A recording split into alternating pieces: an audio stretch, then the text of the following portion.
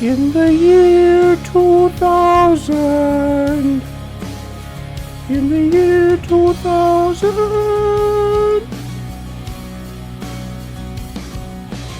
For some reason, I can't get our music to stop playing. You're gonna have to kill it with fire.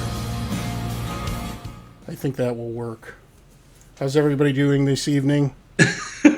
Excellent. I tried not to crack up when you were singing. That was good, though. Doing great. Man, oh man, oh man. Yeah, so we have some pretty big news this week. Normally I would open up with the intro, but we are making some changes. Basically, we're going to be changing to bi-weekly episodes. It's going to remain on the same time slot. Tuesday night on the home page is advocacy night, everybody. On the weeks that we are not on, Attainable Advocacy will be broadcasting, and vice versa. When they're not on, we will be broadcasting. And for those of you who didn't get a chance to check it out, they had their first episode, what was it? It was 2 weeks ago on a Thursday night. And now they will be airing on Tuesday nights in our same time slot. And when does that start, Dane? The 23rd. Okay. Yes, our new format will... Oh, I'm sorry, on the 21st. Our new format will begin on the 21st. We'll be here next week. And then the new bi-weekly format will begin. So with that being said there, Mr. Martin. Yeah, I just realized I'm not supposed to... Never mind. We'll talk about this later. Also, After Show is being moved to a Google Plus Hangout. A link will be given out at the end of the show. We are undecided if this will be broadcast or private. Advantage of a private, I'm told, is that it's a 15-person hangout instead of a 10. So that is it as far as the news, but we do have some vape mail to talk about. And, we sure do. I'll go ahead and I'll start with you, Dane, because I know you got some epic vape mail this week. I did get epic vape mail. I got this new mod this week. I have to look at my camera here so I can get it in frame. I have this beautiful new mod that took me forever to get and was ridiculously expensive. And I thought I would do an unboxing here and a very short, my first take on it. It's a beautiful clamshell. It opens up. It's so look. It's quiet. You can't even hear it. It seems almost like an Apple product with packaging. I agree. It is like an Apple product. It's got that new space age type font and everything. And beautiful pictures on there. It's also blister packed in there. It comes complete with this beautiful instruction booklet inside and the beautiful charger. There isn't an AC adapter for it, though. Isn't that just like an Apple product to do that, too? Proprietary connectors. Exactly. So here's the blister pack on the back. So I'm going to open this thing up. And it smells of nothing. It would smell of something. Oh, wait, that does. It smells of tobacco. This is the menthol version, which, from what I understand, is really, really difficult to get. So I'm just showing you. That's the thing, too. There's so many options these days when it comes to flavors. You've got your tobacco, you've got your menthol, you've got bold tobacco. I believe there's a company that's now making like a menthol smooth tobacco blend. A lot of options. You major clouds with this, by the way. Major clouds. It's watch short drop. I hate to cut your review short here, but I hate to show you up too. But I also got vape mail this week, and this is pretty epic. Okay, I've been on a waiting list for this for, I don't know, it's got to be 6 months. Somebody raffled one off for ridiculous money. I got one of these.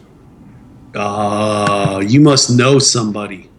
I do. I know somebody in Finland, and they got me one. This is the Fin Bold, and it has the same equivalent nicotine as 2 packs of cigarettes. Isn't that crazy? It's in It's Wow, in 2 bold packs. tobacco taste. And I don't know how they did it, but they managed to make a bold tobacco that tastes nothing like tobacco. It's crazy. I don't know how to identify what it tastes like, but I'm going to give you a demonstration of the vapor production here. That's brilliant engineering. Yeah, and A so you asked tobacco what the product NIC that level is. doesn't, yeah, that doesn't taste like tobacco. It's It's brilliant. 2.4% nicotine by volume. Look at this. It comes in a limited edition carrying case, too. Wow. Just beautiful, That's- beautiful which the- packaging, which si- attention to the- detail. And you know that's authentic by the red silicone stoppers. Yep, it's true. It's not a clone. So, again, smelling it, it smells like a dirty dish rag, but I'm not going to let that, be off-putting at all. I'm just going to give it a try here. Fits in the hand nicely. Look at that vapor. You are Look at chucking that. vapor there, I my mean, friend. seriously, you got to get you one of these. I love the light on the end of this thing too. It changes to red when the battery's dead. It's got a really, the draw is a little bit more airy than what I'm used to, but I'm trying to get used to that, because I would equate this to, I don't know, basically trying to suck a milkshake through one of those little McDonald's coffee stirrers. What did you get, Ed? Again, remember, these are brought to us by some of the wonderful choices that we have as discriminating consumers in 2016. Yes. So for me, again, I was not only was I on a waiting list, but I did a pre-order. The nice part was I had a local brick and mortar that I was able to go pick it up at. Now, I did have to wait in line, which kind of sucked. But Yeah. the anxiety subsided when I got the jack. I got the jack, and I got it in custom green. I'm the green. I had to get it for just the green. And I have not even opened this up yet. I literally, just before the show, they called and said, "Hey, your jack is here." I'm like, "No shit, man! I can show this off on the show, man. I'm gonna go pick it up right now." And before I rip this all up, I think this is the only one on the market that is good for 800 puffs. That is Holy cow. amazing. 800, That is amazing. 4 packs of cigarette right here. 4 packs is worth every penny. It even said 16 milligram. That's my style. We've got questions from our viewers. They want to know if there's a way they can get one of these devices for under $1,000. On the not resale listeners. market, yes. Okay. Yes. You can buy these used and spent. Generally, look. So I was wondering, because when you pull off the bottom, it doesn't come out. But when you open the top, it's got a little plunger in there. It's got a child-proof that. lid. That's amazing. It's tamper-proof. That's amazing. Oh, look at that. Oh, and I guess that just pops right out, just like that. And if I remember correctly, this little rubber stopper comes out. Well, I can't do it without a special tool. It's refillable. Light as a Yeah, but bird. what would you put in there? They banned e-liquids several years ago. Well, Black market. I've been buying some of my own stuff. Buying your own? So You sell it to yourself? let me take the first draw in proper fashion.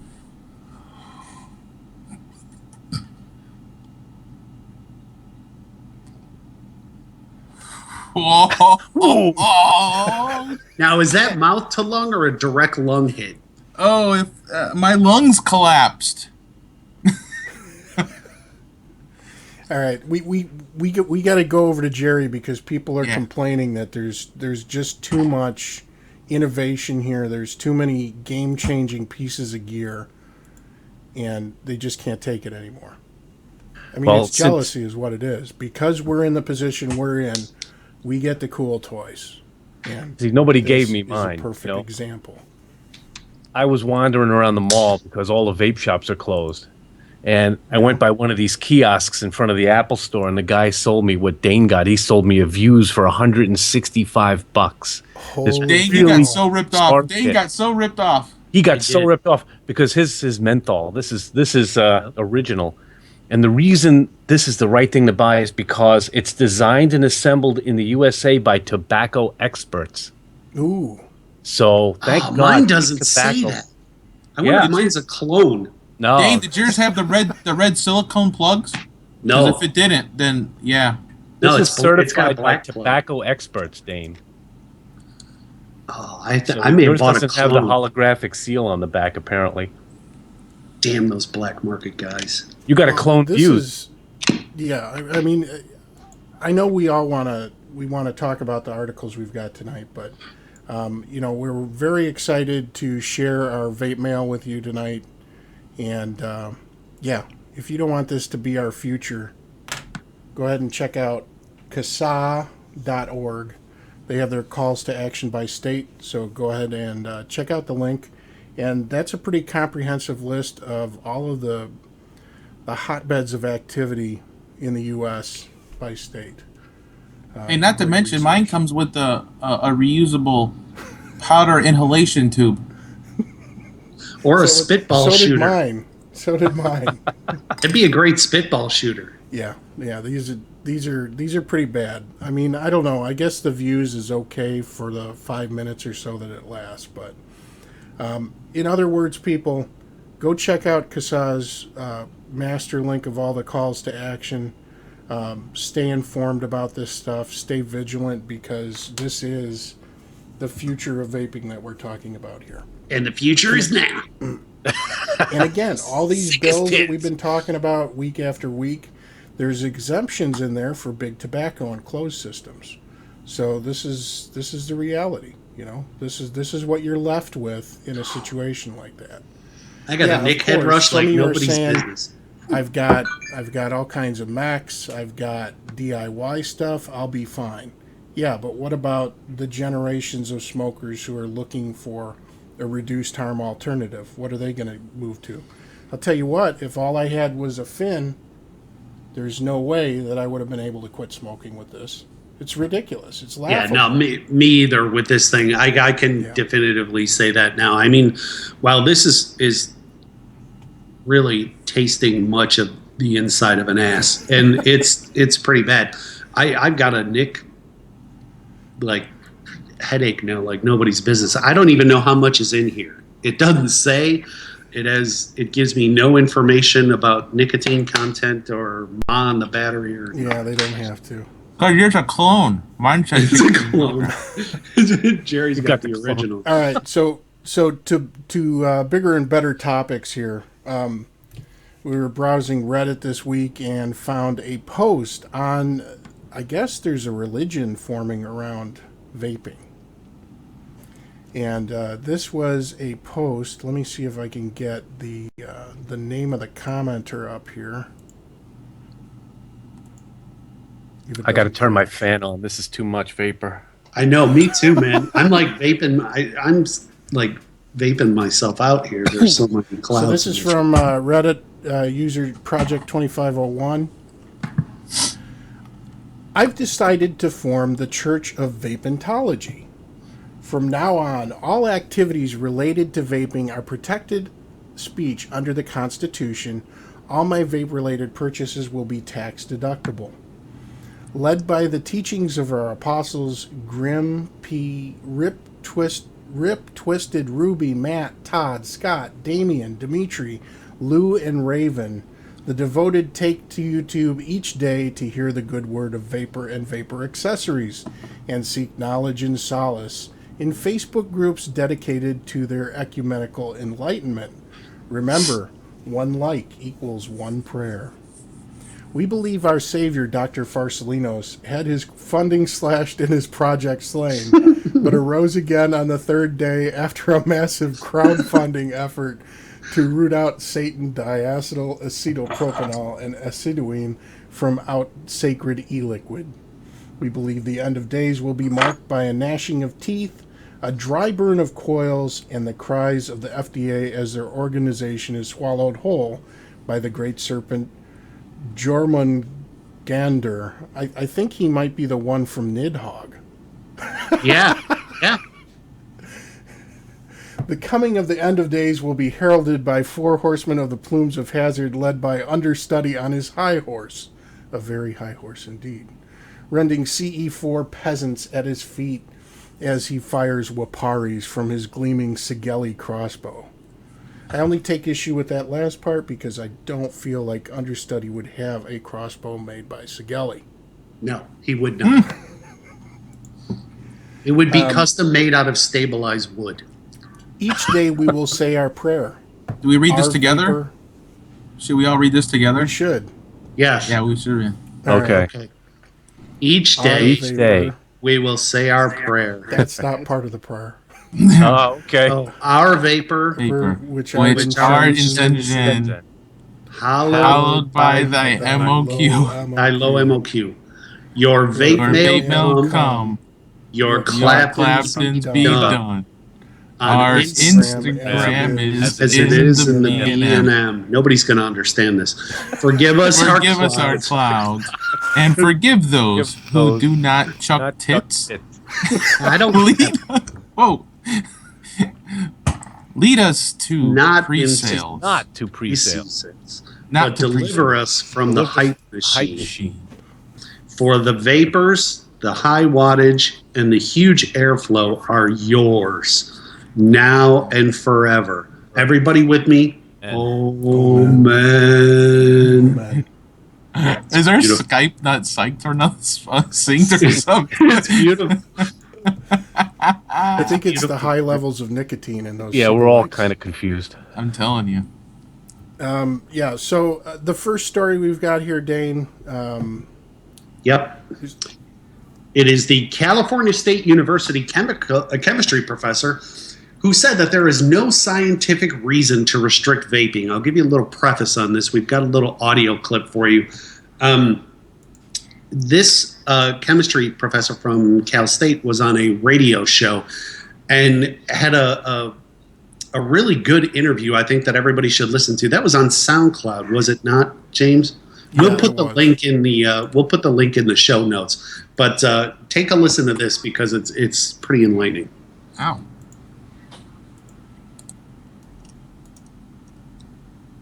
Oh man. When you burn a cigarette, right, you have these tobacco leaves that are on fire, right, at a very, very high temperature, and that fire does all sorts of things to the compounds that are in the tobacco leaf. So you're inhaling carbon monoxide, which is quite toxic. You're inhaling carcinogens like polycyclic aromatic hydrocarbons, which are, get into your DNA and do all sorts of nasty things, and acetaldehyde and stuff like that. And even before I looked at any of the test results, I said to myself, electronic cigarettes have to be safer by hundreds and hundreds of times. And sure enough, that's what the results show. There's none of these hydrocarbons because you're not burning anything. The temperatures used to vaporize the liquid are way, way lower than the fires that are present in a cigarette. And on top of that, of course, the two major components besides the nicotine have zero toxicology. And then, various studies from Buffalo University and other places have shown that the levels of some of the toxins are hundreds and hundreds of times lower in electronic cigarette smoke, or electronic vapor, I should say, versus regular tobacco smoke. And then there's almost nothing. There's zero, tiny, tiny traces amount of nicotine in the secondhand vape. Secondhand vape has... I'm going to pause it here because just listen to this. And remember, this is an organic chemistry professor from it's California State University, Chino. Correct. And this guy has an extensive background working with mass spectrometers and other devices that can measure and quantify what is contained in the vapor. And he's got a scientific background. And this is what he is saying about vaping. Vape has zero things to be worried about. If students in my classroom were puffing on e-cigs, I would let them be. I don't honestly know what the rules are here on my campus. They probably restrict it, but there's no scientific reason to do that. And I would much rather be sitting on an airplane next to a guy vaping than a cigarette addict who can't smoke for 6 hours and is freaking out. There's a good point. That's me. In studio with me is Mike Stanley. He is in the sales department here at AM 1150, but he's also a user of an e-pen, an e-smoke, a vape a vape. I didn't realize that we turned it into a noun, that it's now a vape. I realized that there is a verb called vaping. Yes. There's the act of the act of doing. Correct. But I didn't realize they'd now been called vapes, and so it's become a noun. Dr. Nichols, other than this conversation, which has been driven by Mike Stanley, do you find yourself involved at all in conversations with people on the campus, or is it a big conversation in the state of California? Is there much going on in your state, or is it a pretty non-subject? It's been brought up. We have in Chico, which is a small town about 100 miles north of Sacramento, we have typical restrictions like no cigarette smoking in restaurants and bars and my office and my classroom and so on campus. And I don't think that it's yet been brought forward about electronic cigarettes. I think that many of the students are kind of following the lead that people may not want to see them vaping in class because they think incorrectly that what they're doing is akin to cigarette smoke and that the bystanders need to be worried. So at least the students are sort of taking the initiative and erring on the side of caution, even though, quite frankly, there's nothing at all to worry about. Well, here in Canada, of course, we live in the nanny state, and at every level government, whether it's federal, provincial, or municipal, is bent and determined that they're going to protect us. And I don't have a problem with it. But it's interesting that you talk about people's perceptions, Mike. He continues to talk about perceptions, and that is something that we still face as vapors. Of course, the perception of smoking. But Dr. Nichols closed with this, which was great. Treating e-cigarettes like normal cigarettes is making an apple look like an orange, says Nichols, who goes on to compare nicotine's addictive properties, if addiction is seen as a concern, to the similarly addictive properties of caffeine, even though, as he correctly observes, Starbucks and many others happily sell it to our children every day without controversy. Yeah, it's absolutely correct. And I really enjoyed this piece. This was another great story about another doctor that can see the benefits of vaping over smoking. Although we don't see nearly enough of these stories, in my opinion, they're starting to become a bit more prevalent as e-cig news has begun to flood the mainstream media. This statement links for chat here.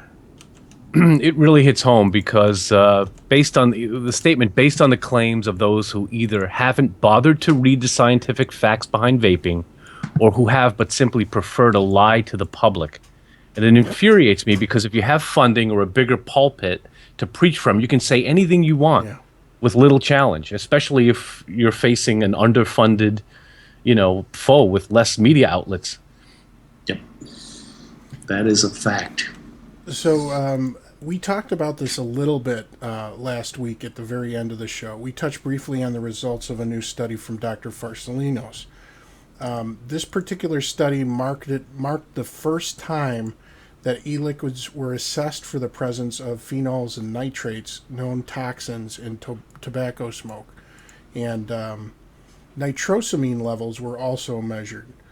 They also assessed a variety of nets, naturally extracted tobacco liquids, for the presence of the same toxins. The results were very, very encouraging, and they showed significantly lower levels of these toxins than in traditional combustible products. The nets did show slightly higher levels of nitrosamines, etc., but the overall readings were vastly, and I'm talking about like orders of magnitude lower than cigarettes. Now, Jerry, I know you just recently received a line of nets for evaluation and review. Why don't you tell us a little bit about your first experience with them? This was your first experience, right? Absolutely, it was. So it was from a company called Black Note, and it's kind of a Five Ponds-like presentation. They definitely spend a lot of money on marketing, and these are not cheap juices. These are $29 for a 30 ml, so they're pretty expensive. Wow. But when I first started vaping, I tried tobacco flavors. I thought it was a better transition coming off cigarettes. Absolutely hated tobacco flavored e-liquid. they approached me about this, and I mean, I haven't stopped vaping them. It's a totally different experience. You don't get that aftertaste. I mean, it's just, and they're very subtle. The differences between the different juices are very subtle. I found it interesting that, you know, there's natural sugars in tobacco that's released. It depends on, I guess, the variety of tobacco, and they're actually sweet. And even the menthol one, they use like a mint extract. And I didn't know what an NET was, but basically they use a cold maceration process, which is basically chopped or ground tobacco in a suspension of PG or VG or a mix, and they're steeped, and they steep them for about 6 to 8 weeks, I think. And that's how you get that nice subtle flavor as opposed to a heat-assisted or a cooked maceration process, which is faster, but you get more, maybe a harsher production of the tobacco flavor. So these are really subtle, and you know, I as a former tobacco lover, I'm enjoying them. I really am. Yeah, and I think Ed has an update on his cig-alike. I just found that this is not a permanent tip. You can squeeze out the tip and use your preferred drip tip. Look at that. Style. Customizable gear. Who would have thought that this day and age? Oh, man. So, you know, just to kind of go into this a little bit further, for those of you who are not aware, in cases with particularly hardcore dedicated smokers, conventional e-liquids sometimes leave certain individuals unsatisfied and ultimately may lead them back to combustible products. A fair portion of these people are missing something called WTAs, whole tobacco alkaloids. And for that group, nets can be a lifesaver. As a user of several reduced harm alternatives to cigarettes, I'm again encouraged to see a study which covers this potentially valuable option to traditional e-liquids. And you know, Jerry, I used to vape the stuff from El Toro. They've got cigarillos and Guevara and a couple of other additional nets that they've added to the lineup since, you know, I think that was close to 2 years ago.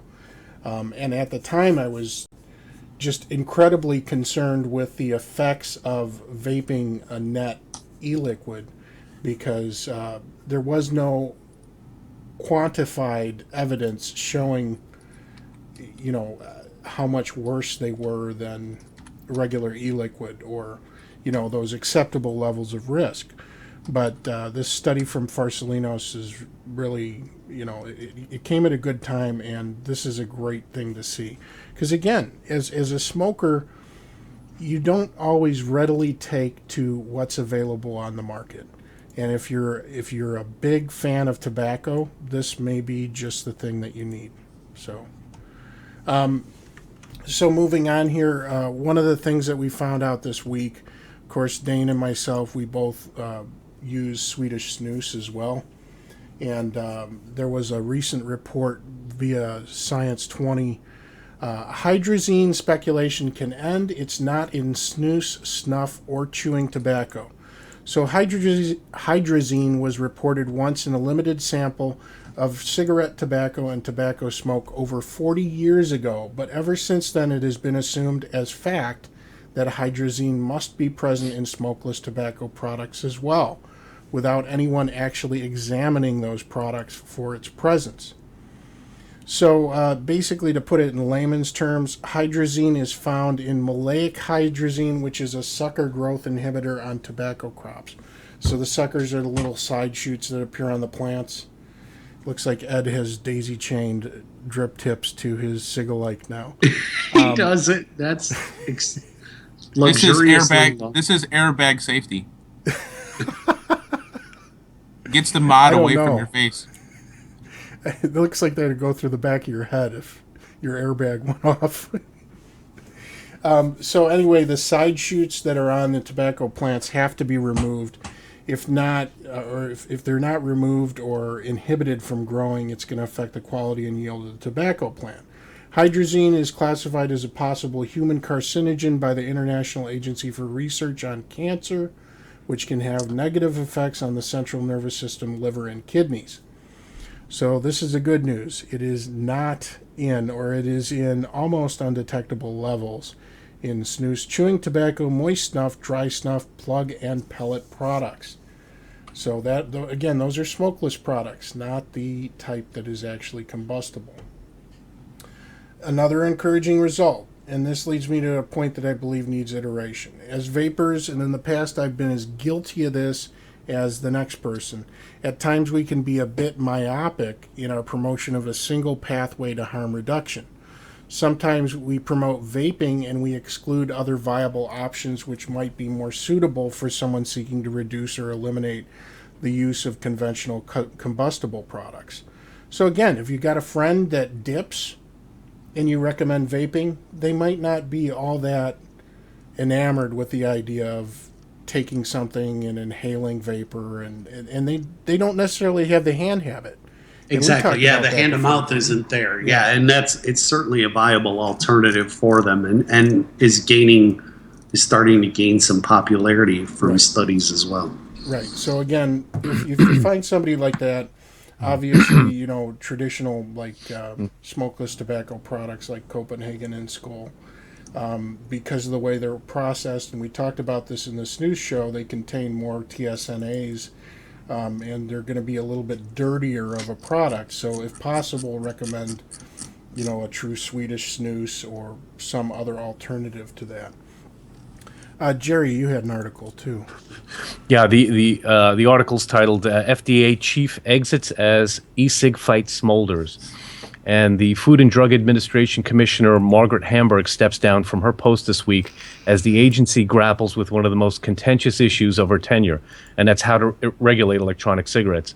Hamburg is recognized for her efforts to rein in tobacco companies over the last 6 years, but observers of a battle that's pitting a burgeoning industry against public health advocates say her legacy is still being shaped. Hamburg, 59, is retiring just months before the agency is expected to issue sweeping new e-cigarette regulations. Public health groups say they hope her departure won't affect the outcome of the rules. Hamburg helped shape the e-cigarette rules as one of her last acts as FDA commissioner, public health advocates say. Taking the helm of the FDA in the first months of the Obama administration, Hamburg told The Hill that she hopes the regulations will stand as part of her record. I would love to see the rule get done, she said. But the FDA is finding it difficult to find a middle ground on the e-cigarette regulations. While the health groups say they are disappointed that the e-cigarette regulations aren't stronger, industry groups claim they have been unfairly targeted by the FDA under Hamburg and hope her successor will be more lenient in the upcoming regulations.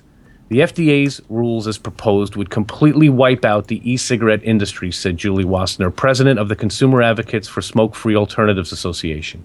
And the FDA originally floated the idea of regulating e-cigarettes back in 2011, but 4 years later, public health advocates say they're still waiting. The regulations were formally proposed last year to much criticism from both public health and industry groups, and the final rules expected in June. Every bit of delay is a new opportunity for the tobacco industry to hook new people on nicotine and to get in the way of helping tobacco users quit, Hafley said. So the so-called deeming rule would give the FDA authority to regulate modern-day smoking devices like e-cigarettes that are currently out of the agency's control. But completing the deeming rule is only the first step towards regulating e-cigarettes. Once the FDA asserts its power, the agency would then need to issue subsequent e-cigarette regulations to address a number of different issues, such as age and marketing restrictions. The process could take years to complete, experts say. But public health advocates are also pressing for restrictions on online sales, as well as flavoring and advertising used by e-cigarette companies. E-cigarettes that are marketed with candy and fruit flavors subtly target youth smokers, public health advocates warn. They also say it's difficult to verify a customer's age over the internet. However, Gregory Connolly, president of the American Vaping Association, e-cigarettes do more good than bad for public health. Connolly argues the innovative smoking devices can help wean adult smokers off traditional cigarettes, and he says are more harmful than e-cigarettes. Hamburg, he said, will ultimately find herself on the wrong side of history. When people look back in 100 years, they're going to see e-cigarettes help thousands of people quit smoking, Connolly said. But fighting against e-cigarettes is the legacy she will leave behind. So Hamburg's departure is not an excuse for even more delay, public health advocates. I think there was something missing there, but Charlie totally- nominated the Hamburglar over there for a BOD award winner, so we may have to award it to her. Really agree Dane, you're here. muted, She will be wrong. but it's hilarious. I am muted. I didn't know I was muted, but now I know. Thank you. I was badly ad-libbing. I totally agree with Greg Conley here, though. I do. That's what I was trying to say while I was muted. She will be on the wrong side of this issue. There's no doubt. And I can't help but think her outdated views and her knee-jerk over-regulatory recommendations may have had something to do with her resignation. Or, on the other hand, she may have just been offered a new gig with Big Tobacco. Okay, so probably. this is my opinion. This could be a very favorable situation for us if they're able to find somebody to replace the Hamburglar as commissioner. They need to find somebody impartial and reasonable. Now, the FDA is not completely comprised of these things. Yeah, that's right. I'm holding up the BOD. In fact, Mitch Zeller, director of the Center for Tobacco Products with the FDA, I don't think he's one of these things. He firmly believes in a concept he likes to call the continuum of risk. And I don't know if you guys are familiar with the way Mitch Zeller thinks, but he believes the continuum of risk means that there are different nicotine containing and delivering products that pose different levels of risk to the individual.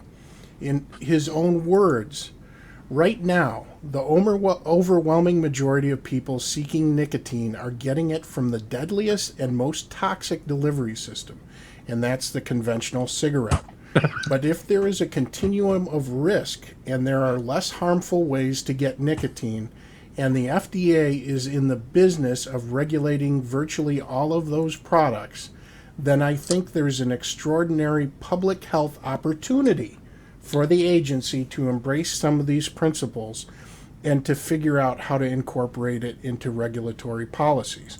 Again, this is Mitch Zeller of the FDA who is stating that because there are different levels of risk, it's our duty for the public health to make sure that these products are available. Duty. I mean, that's great, in my opinion. I mean, I think it's great. So I know we've got a viewer sometimes who his name is F the FDA. So I say Yes. maybe F 80% of it, but there's a certain percentage that I'll let slide. Duty. So the next story was the war over vaping's health risks is getting dirty. This is an article from Wired. And in 2015, will be remembered as part of the golden era. E-cigarette companies have been advertising their products to adults and children alike, claiming to help smokers quit while simultaneously promoting lollipop-flavored e-liquids. I don't know. I haven't had a lollipop-flavored e-liquid yet. Sounds delicious. Sounds delicious. But now health organizations, including the Centers for Disease Control and Prevention and even city-based public health departments are starting to fight back. Not in the form of regulations, but with their own media campaigns. And it's a tough fight to pick. Nationwide, more than 20 million people, which is about 1 in 10 adults, have tried e-cigarettes, and plenty of those people have become vaping devotees.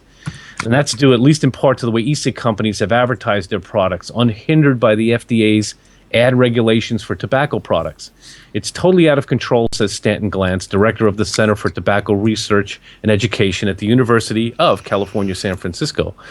For the first time since 1972, we have recreational nicotine being advertised on television and radio. The youth use is exploding in parallel to the marketing, says Glantz. What's a concerned public health agency to do? Fight ads with ads. Yeah, so the backlash against these campaigns has been very swift. In the battle between public health and e-cigarettes, e-cigs have one major advantage: a massive population of users, many of whom credit the product with helping them to quit smoking, and who loudly defend their choice to vape. One thread on the American Vaping Association's website collects anti-#CurbIt tweets. VaporVanity.com, a pro-vaping site, quickly posed the question, are the members of the San Francisco Health Department the stupidest human beings on the planet? And pro-vapers launched a site nearly identical to California's called Not Blowing Smoke that claimed that, well, basically everything the state said was a lie. The state's Facebook post was quickly taken over by angry vaping fans. There is this, okay, so this again is Glantz, who I badly want to give the BOD to again. He should get the BOD award again. There is this hyper-aggressive, yes, there is this hyper-aggressive social media response to anyone who doesn't think e-cigarettes are the greatest things ever, says Glantz. I don't know if people watched the show last week, but we referenced an excellent article by Clive Bates talking about how these professors who rest on their laurels and these people who like to think they're above the general populace. Again, Glantz is just he's an excellent example of that angry asshole that is just, I'm sorry, I'm not supposed to swear. Anyway, yeah, he's an excellent example of how not to handle the people that you're supposed to be serving. So this is what he says. They're trying to shut down any criticism. And again, we're hyper-aggressive social media people. Derek Smith of San Francisco's Tobacco Free Project says his older colleagues saw similar reactions decades ago when the city launched its first anti-smoking campaigns. You know, misinformation, ignorance, and outright lies are really nothing new. But let me say this. This very public fight over the dissemination of misinformation is a great thing. I'll say that again. It's a great thing. And here's why I think that. Every counter this industry provides will reach someone. And the ripple effect will be seen when this battle finally comes to its crux. The more people it reaches, the more it will stick. And the thing to note here too is that some of this is getting through. If you see the bent of most articles, they're not all just going with the consensus that vaping is somehow every bit as onerous as cigarettes. They're questioning it now. They're saying, well, you know, there aren't long-term studies, but it's got to be safer than cigarettes. Or they're actually citing organizations like the American Vaping Association or CASA or SFATA or things like that. And this next story is a perfect example of that. So the CDC, of course, and we talked about this a couple weeks ago, released its first anti-smoking ad mentioning e-cigarettes. And they got called out on something that happened during that. So I'm going to go ahead and pull this up. Of course, we're talking about the CDC print ads featuring Christy, okay? And Christy, of course, her lung collapse. Well, there's more information than appears to the eye behind this story, and we're going to go ahead and play this video clip for you. More than side boob? Its first anti-smoking ad mentioning electronic cigarettes hit radio airwaves, and it's got the vaping industry fuming. ABC 15 investigator Lauren Gilgar has been reporting on e-cigs for more than a year. She joins us now live with the details. Lauren? The Centers for Disease Control and Prevention run anti-smoking ads all the time, but this is the first time they threw the increasingly popular e-cigarettes into the mix. The ad is on the radio and in print, and the CDC told me today it's not directed against e-cigarettes, it's against dual use of e-cigarettes and regular cigarettes. Here's a clip. I'm Christy. I used to smoke cigarettes. I had smoker's cough and severe shortness of breath, and I knew I had to quit. Then I tried e-cigarettes, but I just ended up using both. I really didn't A few months later, Christy's right lung collapsed. The American Vaping Association told me today the ad is patently dishonest, as it leads you to believe that vaping led to this woman's lung disease. The CDC told me they produced this ad after a study found 75% of adults using e-cigs were also using regular cigarettes. So she also discontinued vaping. What was it, Dane? Was it 4 months? Correct. Yeah, 4 months prior to her lung collapsing, and she was back on her smoking habit. So What yeah, what I'd like to say is kudos for the AVA getting in there again. yeah, Yep. yeah, that was Kudos. great. They're getting pretty good at responding to these things. Absolutely. Well, our next story came to me as a bit of a shocker. I didn't know if it was one of those onion stories again or if it was actually real. It came from chummag.com. And the title of this wonderful story is China Considers a Complete Ban on E-cig Sales and Manufacturing. The story goes on to say, anti-smoking advocates in China are waging a war against electronic cigarettes. The Council on Smoking and Health wants to see a total ban, that's correct, a total ban, against the sale, use, and even manufacture of e-cigs. The recent controversy stems from a survey conducted by University of Hong Kong School of Public Health.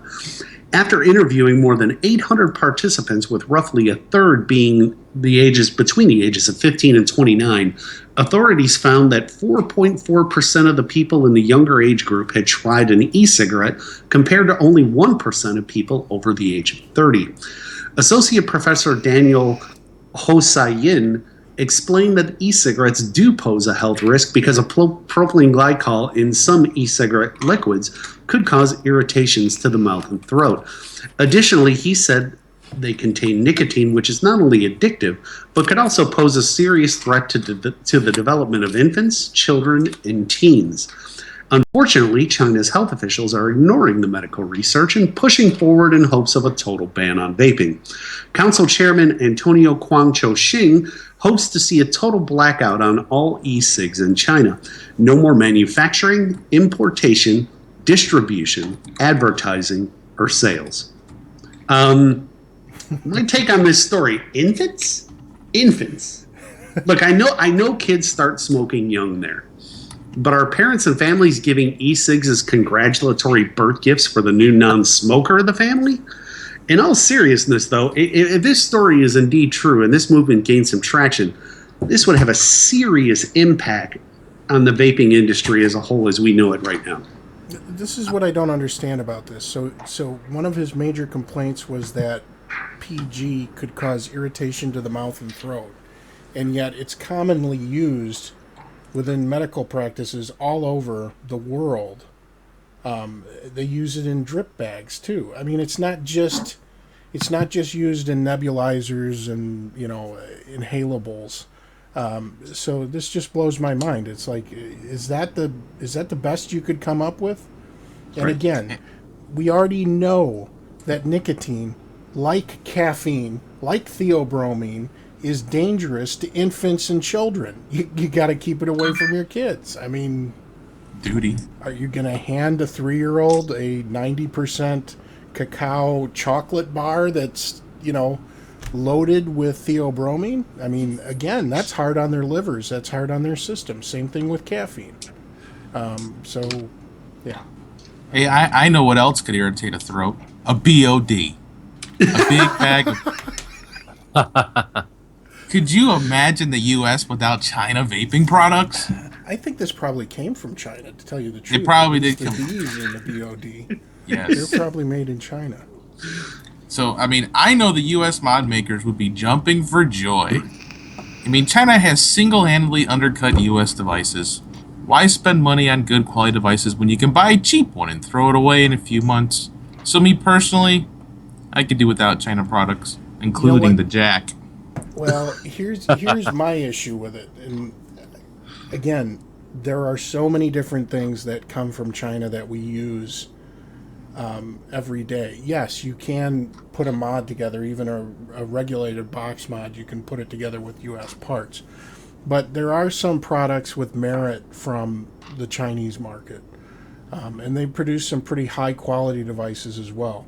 Could I do without the clone and replica market? Yeah. But that's me personally. But at the same time, you got to remember, a lot of your starter kits, a lot of the things for new vapors, mod makers Coils, aren't making tanks. stuff for new vapors, buddy. They just aren't. I mean, I don't know anybody who's making a starter kit that's a US modder. They can make those in the Philippines. Yeah, I Jerry, mean, what do you think? I'm asking what's behind this. China's big tobacco industry. I mean, the vaping manufacturing segment of the Chinese economy can't be very big. So there's got to be some other reason why this thrust. And I looked up some stats. Only 1% of China's 560 million city dwellers breathe air considered safe by European Union standards, according to the World Bank. 16 of the world's 20 cities with the worst air are in China, but they're worried about e-cigs. Great point. To wonder. Great point. Yeah. Well, we know our air is dirty. Didn't they measure the level of toxicants on a New York City street corner and compare it to the exhaled vapor from an e-cig? I know somebody did that. Somebody pulled the data from one study that just was ambient air on a New York street corner, and the other one was the exhaled materials from a vape. And yeah, the New York street corner was no contest more harmful. I mean, it's crazy. Because the e-cig was made by USA-based tobacco experts. That's right. And my air is pretty dirty right now from vaping this thing. It's got to be pretty filthy. So here's my question. This is supposedly 24 milligram. I do not feel it at all.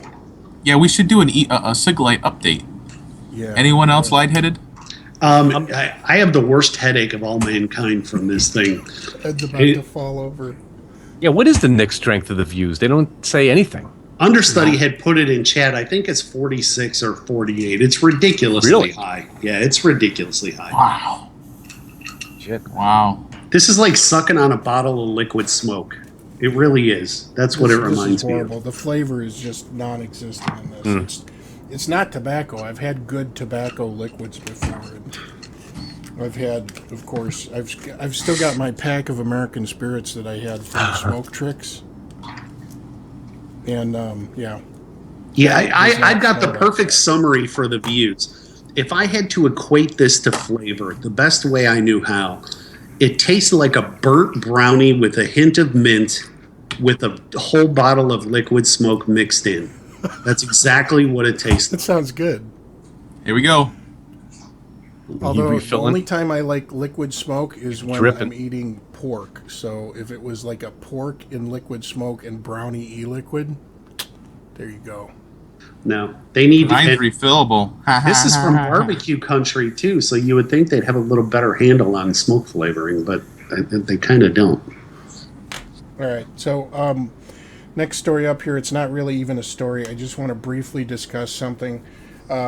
In Arkansas, there's a bill, SB 978. Now, this is a big tobacco bill. It was introduced by Senator Eddie Joe Williams. He's got three names. He's got to be, I don't know, nefarious, to say the least. Introduced by Senator Eddie Joe Williams to regulate vaping, page after page details rules for wholesalers and retailers, and get this, various licensing fees. So, again, Indiana, anybody? You remember Indiana? Here we go. Now it's coming to Arkansas. Yep. Gilbert Baker, remember that name, was among the lobbyists who pushed this legislation. Baker did so on behalf of client Reynolds Tobacco. Okay? So this is a bill to restrict vaping. Big Tobacco and closed systems, again, they got the pass. So there you go. 2016, our cig-a-likes are going to be safe. Look at that. As used, and this is a section from the bill. As used in this section, e-liquid container means a bottle or other container of e-liquid that is sold or provided for mixing at retail and is marketed or intended for use in a vapor product. But it does not include e-liquid contained in a cartridge that is sold, marketed, or intended for use in a vapor product if the cartridge is pre-filled and sealed by the manufacturer and is not intended to be opened by the consumer. And there you go, views, guys. What happens if you try opening a cartridge? You refill it. It explodes? You can't. You can't. There's a chip in it. Dane is muted again. What did you say? Swordfish says the F word. What? Yeah, there is a chip in here, and if you open this, it will cease to work. It will not work.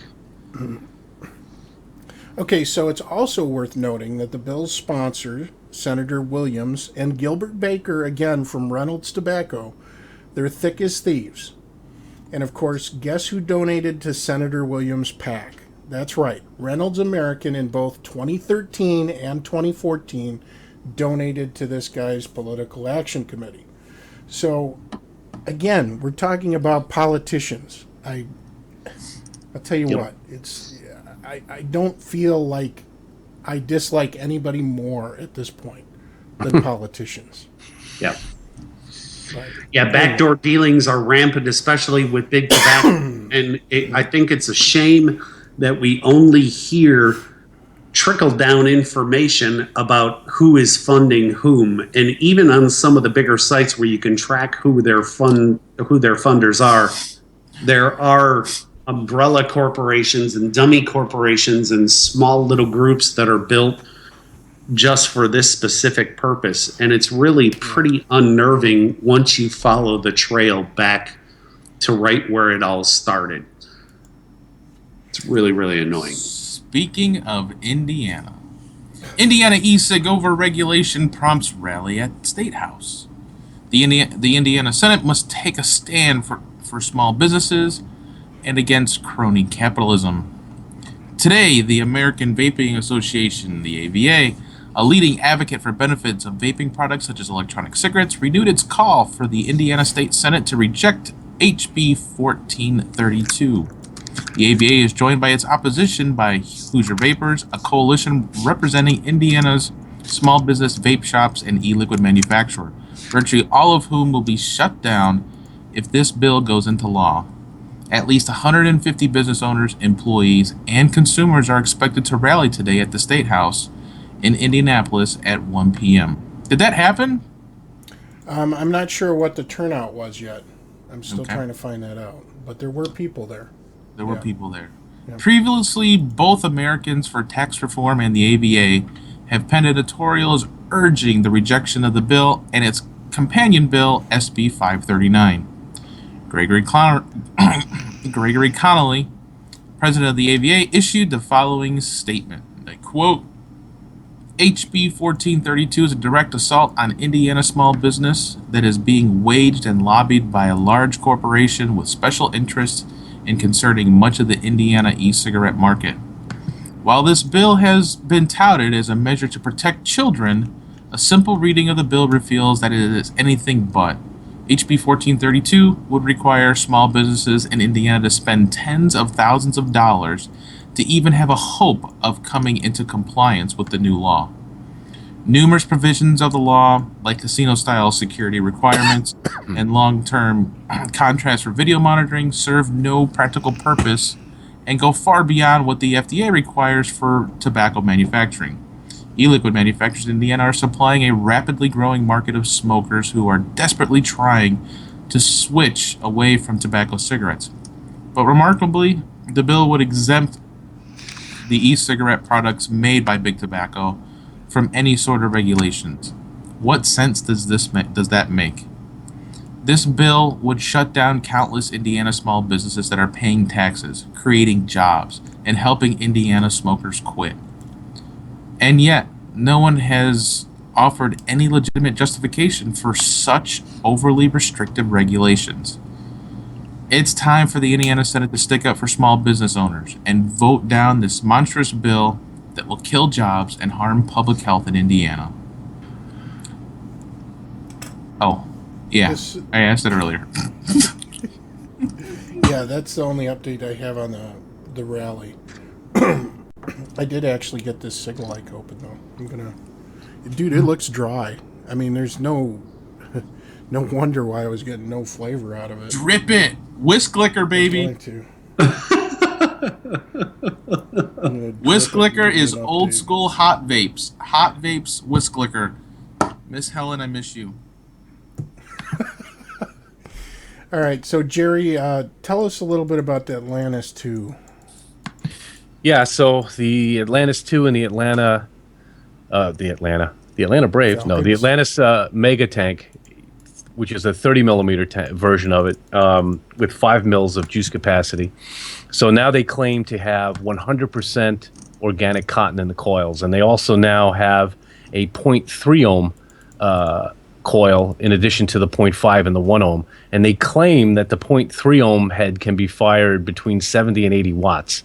And what they also did was they put this, what they call an optimal cooling system, by basically punching 4 holes in the drip tip, so you can open them up and draw some cool air in from the drip tip as you vape.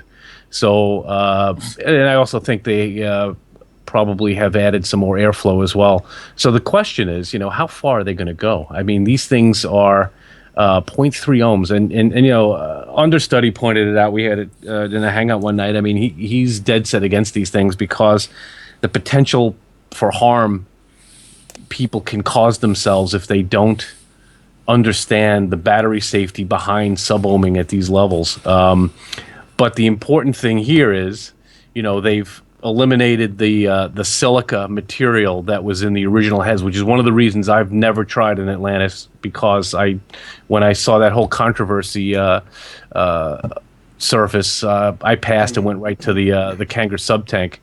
So they were using like a finely chopped silica that pressed into a cake, and they call it the Aspire ceramic paper, which was causing the concerns. So now apparently they've gone to 100% Japanese cotton.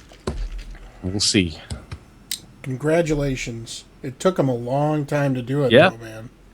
Yeah. I mean, Well, and there was cotton in the original head. It was just the cotton was wrapped around that silica material, which people saw flakes inside the head, when they came out of the package, which would concern the shit out of me. Excuse my French. Oh, should I have not said that? Zach Wilkinson in chat had a good point too. Please stop sending people things they could put on a hybrid like an idiot.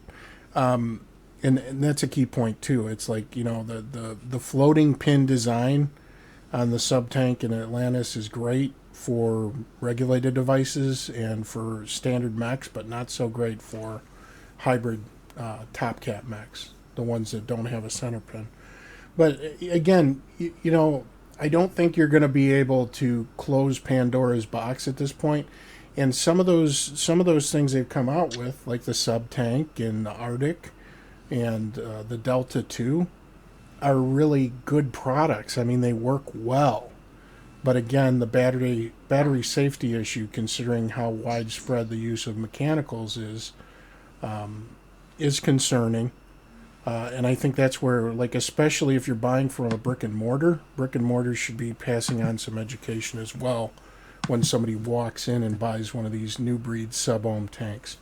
I've got a quick update on my Cig-a-like.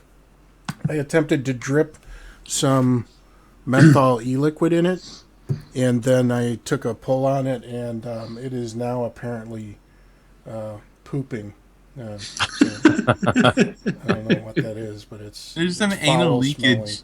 Smelling. Huh? Anal leakage. Yeah, I'm not going to lick it. I'll tell you that. Lick it. Well, I'll give you an update on this one. I thought you said lick it. You said leakage. Oh, he did. Yeah, anal leakage. You need a diaper for your No, a really tiny tampon. Make it out of some Japanese cotton. I don't know, dude. I think I'm about ready to snap it. No, Yeah, if this is all that's going to be available, this is a pretty sorry state of affairs. And we did this tonight so you don't have to. And believe me, you don't want to. You really don't want to use just these. These are horrible. And I don't know what that guy's talking about. This thing's genius. There are a couple that are tolerable, but they shouldn't be your only option. That's for damn sure. And, of course, the Enjoy King is a great Cig-a-like. I love it. I've used that one a lot. The one from Vapor for Life is pretty good. That is a great one. We tried that one. But, again, and those companies are not big tobacco either. So that's kind of a key difference. Enjoy is not big tobacco. They're not. No, but Vapor for Life, his juice is from China. So That's true. If there ever is an embargo there, and it glows. It does. It does. But I'll tell you, the flavor was really good. I vaped that at a major meet for pretty much the whole day, and it was pretty good. I'm trying to see if a drip tip will fit in mine, and it won't. What flavor is yours, Ed? Is that watermelon? Yeah, it's supposed to be very weak. Yeah. Now it's water. Now it's whisk liquor. It's weaker melon. Weaker melon. Yeah. Oh my God, my Alright, mod's so- getting hot. That's it for the show tonight, folks. Thank you for joining us. And so for people who came in a little late, recap the bi-weekly thing. Yeah, we are going to a bi-weekly schedule, which means basically for you, what it means is when you go to the home page, from now on, there's going to be a show on every Tuesday night, but it's not always going to be Inside Vaping. Attainable Advocacy is going to be broadcast on Thursday this week, which is their original time slot. And we're going to be back here next Tuesday on our original time slot. After that, we're going to alternate. So basically, the next show you see on our time slot after this coming week is going to be Attainable Advocacy with Stefan Didak. And then after that, we'll be on, so on and so forth. And next week I'll be here for just comical entertainment. I fly back in from visiting my my mom. She's turning 60 in 2 hours. So flying down there for a birthday party, and we'll be coming back Monday. So yeah, I won't be looking at any show notes. And a big happy birthday to Mama Green. Yes. From everyone here at Inside Vaping. Yep. Yes, indeed. Raise a glass. This is a big milestone. She's granny now. Oh, Granny Green. Yep. Bringing the 60's girls. young, Dane. They're going to be on their first airplane Thursday I gotta morning. figure out how to make a hangout too. Don't Start a video hangout. Yeah, I think understudy there was demanding a link. Yeah, he's on his high horse right now. Hashtag high horse. We'll put that in there. That's what you should call the hangout. All right, The I'll give hashtag you the high link horse. first, Sean. I'll give everybody else the link. That's the end of our show, everybody. If you want Yes. to stay and chat for a couple more minutes, I will toss out a hangout link in a few minutes here. So just stay tuned, but we are going to be ending the broadcast now. Good night, everybody. Good night, all. Night, guy. Goodbye. Duty. Yeah, we're still live. I'm Duty? waiting for the outro to load. Oh, duty. Look at how pretty. We have a That guy should win an Emmy. Yes. That guy should win an Emmy there. You said win a free